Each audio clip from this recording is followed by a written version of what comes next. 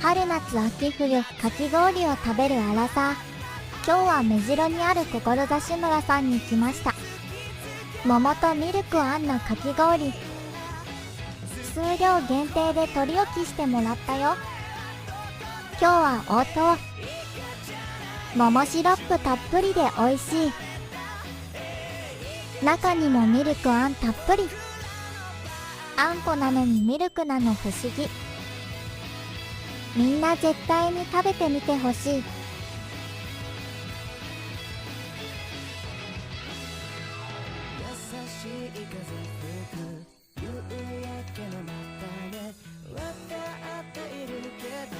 あふくにかき氷落とした。ひひ